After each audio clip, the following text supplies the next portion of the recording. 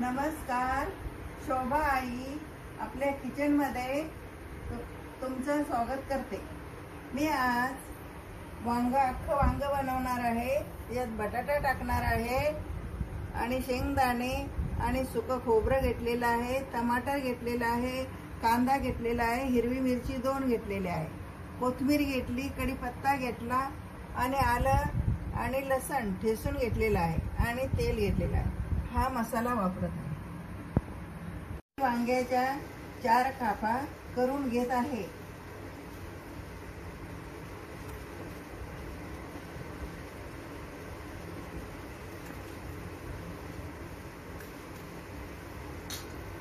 आणि पाण्यामध्ये ठेवते।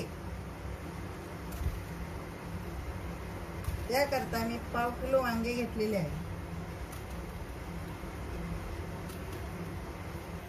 बटाट्याच्या 4 खापा बनवते।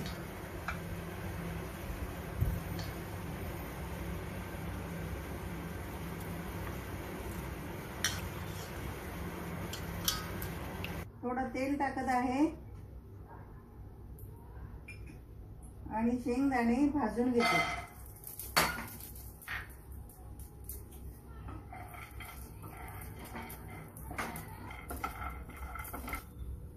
झाले, आता काढून घेते।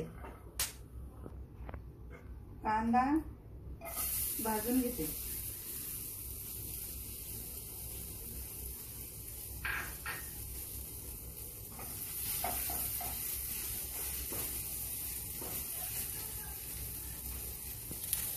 थोडंसं तेल टाकते म्हणजे लवकर भाजून घेतले। कांदा भाजून झालेला आहे। याच्यामध्ये मी सुकं खोबरं टाकते म्हणजे जळणार नाही, हलकं हलकंसं भाजते।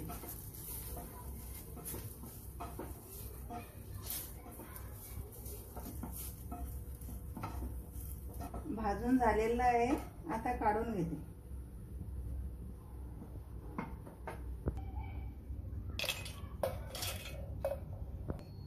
आता वाटून घेते। टमाटर याच्यामध्ये टाकते आणि हळद अर्धा चमच घेते, मीठ घेणार आहे 1 चमच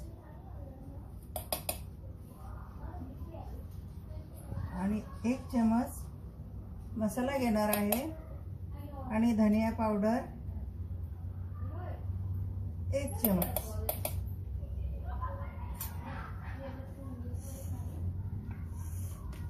आता हे वाटून घेते।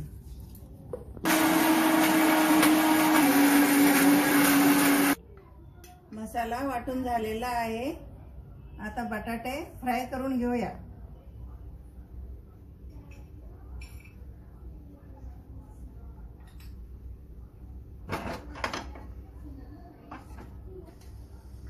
बटाटे फ्राय होईपर्यंत वांग्यामध्ये मसाला भरून घेते।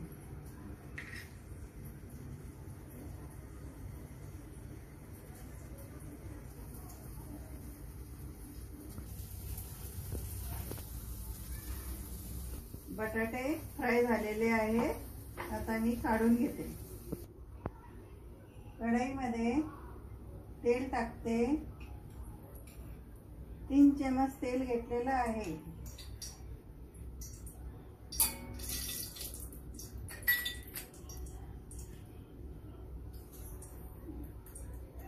मोहरी अर्धा चमच टाकते, अर्धा चमच जिरं घेते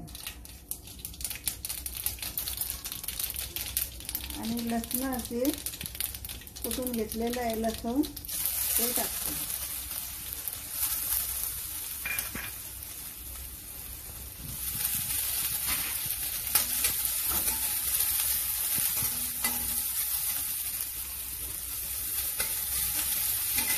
कढीपत्ता टाकला आणि थोडा हिंग टाकते याच्यामध्ये।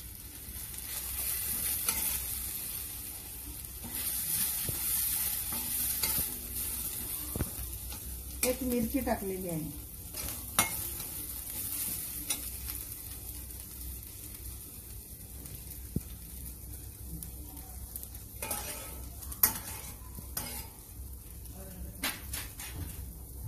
हिच्यामध्ये आता मी वांगे सोडते। कढईमध्ये वांगे टाकलेले आहे।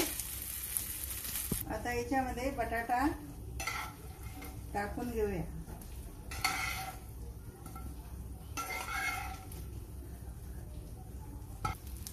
अर्धा ग्लास पाणी घेतलेलं आहे, तिचं हलकंसं याच्यामध्ये सोडते आणि आता झाकण 10 मिनिटं वाफेवरती शिजून घेऊया। 10 मिनिट झालेले आहे। आता हे शिजून झालेले आहे वांगे, खूप छान झालेले आहे। अख्खं वांग तयार झालेलं आहे। ज्वारीच्या भाकरी संगती आणि चपाती संगती पण खाऊ शकता।